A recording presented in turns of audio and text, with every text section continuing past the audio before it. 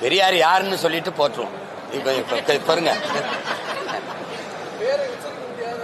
இல்ல பெரியாருங்கிறவர் அவர் தான் நீ நினைக்கிற பத்தியா, அதுதான் தவறு. அதை மாத்துறதுக்கு தான் இப்ப 3ஆம் தேதி கூட்டம் போட்டிருக்கேன். உங்களுக்கு புரியுதா? நீ என்னவோ அவர் தான் பெரியார்னா, நீங்க ராமசாமி ஐயா தான் பெரியார். அங்கிட்டு நில்லு. என் இனத்தின் முன்னோர் ஒவ்வொருவனும் பெரியார். என் பக்கவா? புரியுதா உனக்கு? இந்த உட்கார்ந்துருக்கா பத்திலா, இவ யாருன்னு தெரியுமா? முத்தமிழ் காவலர் என் தாத்தன் கியாப்பை விஸ்வநாதரோட பேத்தி, காஞ்சிபுரத்துல போட்டிடுறான். நீ என்ன பேசுக்க? இது யாரு தெரியுமா? என் மக. எனக்கு இங்க பாரு, என் மொழி காக்க, இனம் காக்க, என் எல்லை காக்க போராடி உயிர் நீத்த ஒவ்வொருவனும் பெரியார். நீ வந்து பாரு, நீ பெரியாரை போற்றுவோம். அது என்ன சொல்றது? பெரியாரை பேணாது ஒழிகில் பெரியாரால் பேராய் இரும்பை தரும். யார் பெரியார்? செயற்கரிய செய்வார் பெரியார், சிறியர் செயற்கரிய செய்யாதார்.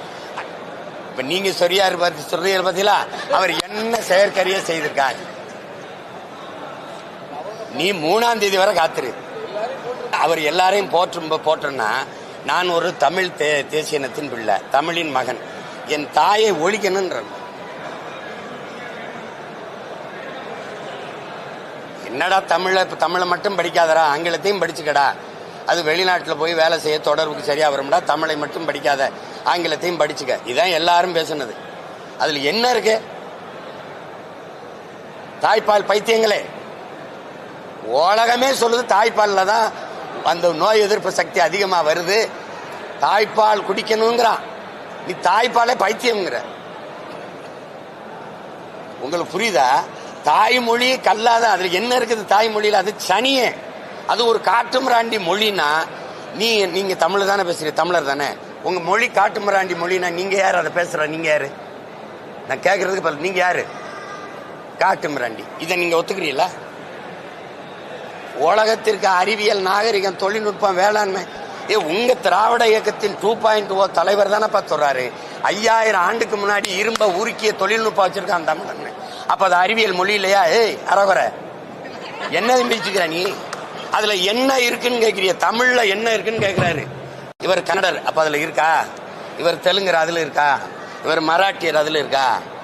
இவர் குஜராத்தி, அதுல இருக்கா? இது மலையாளத்தில் இருக்கா? தமிழ்ல மட்டும்தான் இல்லையா? என்ன இல்ல தமிழ்? என்ன இல்ல தமிழ்ல?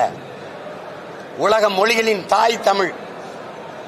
அப்ப இத்தனை உலக பேரறிஞனும் போற்றிய மொழி, உலகத்தின் முதல் மொழி, அதை அழினா என்ன? என் தாய்மொழியை அழிக்க சொன்னவனை அழிக்கிறதா மான தமிழன் ஒவ்வொரு மகனின் கடமை இருக்கு. சும்மா அவரை போற்றணும். எதுக்கு போற்றணும்? இதுக்கு போற்றணும்னு சொல்லு. நான் போட்டிக்கிட்டு தான் இருந்தேன். பெரியாரும் போராடினார், அதை ஏற்கிறோம், எதிர்க்கல. பெரியார் தான் செஞ்சார், அதை ஏற்கல, எதிர்க்கிறோம். எல்லாமே பெரியார் தான். இப்ப ஒண்ணு இல்ல, ஏற்காடு மலையில ஏறி போன இடத்துல என் பாட்டேன், என் மூதாதை, கடையழு வள்ளலில் ஒருத்தன் அதிகமா நெடுமான் 5 பேர் இருந்துச்சு, வளைவுன்னு இருந்துச்சு. அதை ஏன் மாத்தி நீ வேற பெரியார்னு வச்ச, தந்தை பெரியார்னு நீ வச்ச? அப்ப என் அடையாளத்தை அழிச்சு, அதிகமான விட இவர் பெரியவரா? அவன் கொடை வள்ளல், இவன் கஞ்சன். ரெண்டுல எதை நீ எதுக்கு வைக்கிற? பேரை வைக்கிற? நீ அடிச்சுட்டு ஏன் வைக்கிற? அப்ப உன் அடையாளத்தை நிறுவ நினைக்கிற. நீங்க தியாகராய நகர்ல பயணம் செஞ்சிருக்கீங்களா தம்பி? நீங்க செஞ்சிருக்கீங்க. போத்தீஸ்க்கு ஏற்ற மாதிரி ஒரு மேம்பாலம் இருக்கு. அந்த மேம்பாலத்துக்கு பேர் என்ன? அன்பழகன். யார் அந்த அன்பழகன்? ஜே அன்பழகன். யாரு? மாவட்ட செயலாளர், சட்டமன்ற உறுப்பினர். மக்கள் காசுல அவ்வளவு பெரிய மேம்பாலத்தை தலைநகர்ல ஒரு வணிக நகர்ல கட்டி ஜே அன்பழகன் அந்த வைக்கிறீங்களே, இது யாருடைய அடையாளம்? டாக்டர் சுப்பராயனா, அத்திப்பாக்க வெங்கடாச்சல நாயக்கரா, இல்ல ஜீவானந்தமா, இல்ல சிங்காரவேலரா, அயோத்தியாச பண்டிதர் ரெட்டமலை சீனிவாச, MC ராஜாவா? எந்த பெருமையும் எங்களுக்கு இல்லையா? எதுக்கு நீ அவர் பேர் வைக்கிற? எதுக்கு வைக்கிற நீ? உன் மாவட்ட செயலாளர், சட்டமன்ற உறுப்பினர் மேம்பாலம், இதெல்லாம் சேட்டை தானே? சொல்லுங்க. ஏன் அங்க சவுந்தர பாண்டியன் நாடார்னு நீ சொல்ல? நீ சாதிய ஒழிப்ப. பாண்டி பஜார்னு வைக்கிற. பாண்டி என்னது, பஜார் என்ன மொழி? அது சவுந்தர பாண்டிய நாடார் பேரை சொல்ற தெருன்னு யாருக்கா தெரியுமா? நீங்க சொல்லுங்க, யாருக்கா தெரியுமா? அந்த மேம்பாலத்துல கூடாதா? எங்க தாத்தன் சிங்காரவேலர் பேரைய, ஜீவானந்தர் பேரைய வைக்க கூடாதா? கக்கன் பேரு, காமராஜர் பேரு, முத்துராமலிங்கத்தோர் பேரைய வைக்க கூடாதா? சொல்லுங்க, நீங்க சொல்லுங்க. செக்கெழுத்த செம்மல் வாவு சிதம்பரனாரை விட இந்த ஜெய அன்பழகம் பெரியவரா? வெறிவரமா வராதா சொல்லு, வெறிவரமா வராதா? அப்புறம் நீ 3ஆம் தேதி வர பொறுமையா மீதி அங்க நீ பொதுக்குழு போறதுக்கு முன்னாடியே கோபத்தை கிளம்பி. போன ஆண்டு தயாரிச்சா தம்பி கவனியாள நீ போன ஆண்டு தயாரிச்ச அறிக்கையில் இருந்து இது என்ன மாறும்? இதெல்லாம் தம்பி நீ வர்றா நாட்டை ஆண்டவங்க, எதிர்கட்சியா இருக்கிறவங்க தொகுதியா போய் இப்பதான் பிரச்சனைகளை கேட்டு அறிக்கை கொடுக்க போறோம்னா இந்த அறிக்கையை வச்சு தீ வச்சு கொளுத்தாம என்ன பண்ணுவேன்? இந்த அறிக்கை போன ஆண்டு கொடுத்த அறிக்கையில இது என்ன மாறும்? என்ன மாறு? என்ன அறிக்கை? மக்களின் பிரச்சனை என்னன்னு தெரியாம நீ எதுக்கு அதிகாரத்தில் இருக்க? ஒரு வெற்று வேலை. இதெல்லாம் ஒரு சடங்கு. இதெல்லாம் ஒரு சடங்கு, புரியுதா? சும்மா ஒரு மாலையை போடுறது, மாலையை போட்டு ஜெயலலிதா அம்மா இதுல, எம்ஜிஆர் இதுல, அப்படி இதுல எல்லாரும் இதுலயும் போட்டு சாமியை கும்பிடுறது, எல்லாரும் கும்பிடுறது. ஒரு வெற்று அறிக்கை. நாங்க எலெக்ஷன் மேனிஃபெஸ்டோங்கிற தேர்தல் அறிக்கை கொடுக்கறது இல்லை. நீங்க பார்த்திருப்பீங்க, ஆட்சியின் செயல்பாட்டு வரைவுன்னு ஒரு புத்தகம் வெளியிட்டோம். அதை வாங்கி படிச்சு பாருங்க, மக்களரசு.comல இருக்கு. இந்த வாட்டி மேலும் நிறைய பிரச்சனை கூடுதல் ஆயிட்டதுனால அதையும் சேர்த்து அதுக்கு தீர்வோட வெளியிடுறோம். அச்சாவும் கொடுக்குறோம், காணொலி அவலமும் காட்டுறோம். உனக்கு மரம்னா என்னன்னு தெரியாது, மலைனா என்னன்னு தெரியாது, கடல்னா என்னன்னு தெரியாது, நீர்னா என்னன்னு தெரியாது, நிலைனா நிலம்னா ஆறுனா மண்ணுனா ஒன்னும் தெரியாது. ஒரு கூட்டம் இது.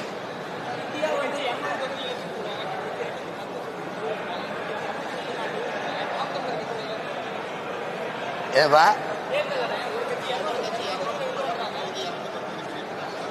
200 ஓட்டுக்கு 200, அதுதான் கணக்கு. என்னம்மா அதான் 200 ரூபா ஊபிஸ்ன்னு சொல்றாங்கல்ல, நமக்கு 234 தான் இலக்கு. நாங்க அவ்வளவு வெல்லுவோம் இவ்வளவு வெல்லுவோம். ஒரு புரியுதா உங்களுக்கு? அதுல எங்களுக்கு ஒரே இலக்கு, இந்த நாட்டின் அதிகாரத்தை கைப்பற்றுவது, தமிழன் அறம் சார்ந்த ஆட்சியை நிறுவுவது, உலகத்தின் தலை சிறந்த நாடா மாற்றுவது. நீ எப்படி என் முன்னோர்கள் கனவு வச்சிருக்கான், ஒரு கனவு வச்சிருக்கான், பகுத்து வகுத்து போயிருக்கான். ஏன்னா அறம் சார்ந்து வாழ்ந்த ஆட்சி செய்த மறவர் கூட்டம் நாங்க. அந்த ஆட்சி முறையை கொண்டு வரணும்னு நினைக்கிறோம். அது உங்களுக்கு அது தெளிவா நான் விளக்கி ஒவ்வொரு கூட்டத்திலையும் நான் பேசுவேன். இப்ப அது பேச நேரம் இல்லை, காலம் இல்லை.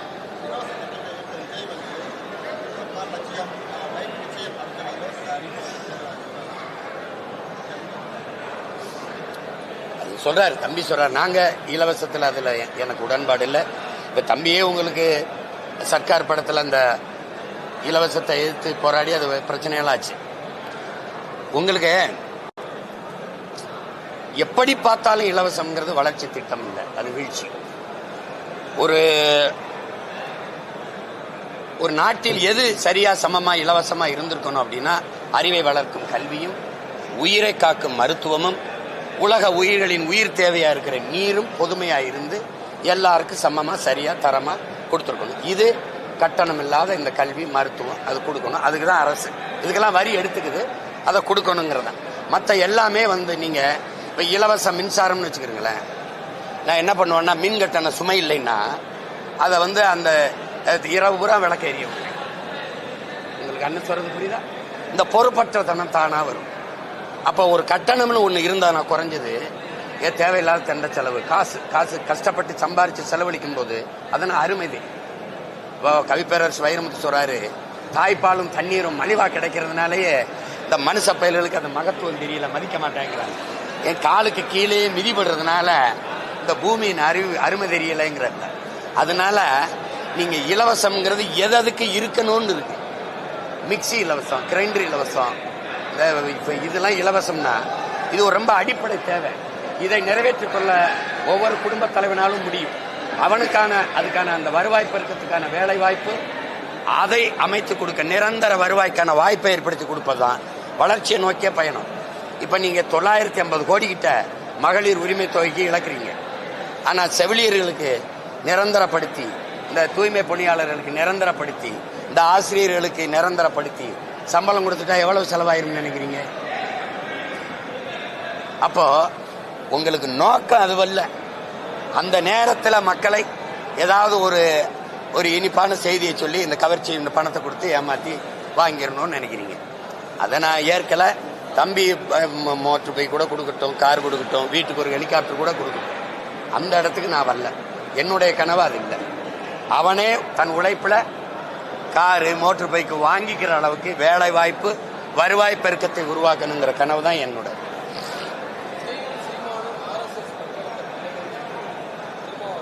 என்ன பிரசவம் பார்த்தது எங்க அண்ணன் தான். தம்பி விஜய் என்னையும் பிஜேபி பெறும்போது பக்கத்துல இருந்து பிரசவம் பார்த்து விட்டது எங்க அண்ணன் தான். புரியுதா தம்பி? நான் யாருன்னு நீங்க என்கிட்ட தான் கேட்கணும். புரியுதா? தமிழ் தேசியம் பேசிக் கொண்டிருந்தார் என்று நினைத்தேன் அப்படிங்கிறாங்க. காலங்காலமா அவர் என்னை போலி தமிழ் தேசியவாதின்னு தான் பேசிட்டு இருந்தாங்க. நாங்கள் கூட எங்களை போலி தமிழ் தேசியவாதிகள் என்று கூலி திராவிடர்கள் கூவி திரிகிறார்கள்னு பேசினேன். விடுங்க தம்பி.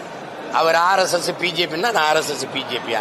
அவன் என்னை கிறிஸ்தவன்பேன், இஸ்லாமிய கைக்கூலிம்பேன், கிறிஸ்தவ கைக்கூலிம்பேன், அவன் இந்துக்களுக்கு எதிரிம்பேன், நீ என்னை இந்து அந்த RSS கைக்கூலிம்ப. ஆனால் ஒரு வயலும் 10 பைசா அது இல்லை. இந்த பொதுக்குழு நடத்த காசு இல்லை, திறன் நிதியில் தெரிஞ்சுக்கிட்டு இருக்கோம். எவனாவது கூலியை கொடுத்துட்டு பேசு. என்னப்பா கூலின்றது அதை விடுங்க. அண்ணன் தானே பேசுறாரு, பேசிட்டு போறாரு. நல்லது. நன்றி, வணக்கம்.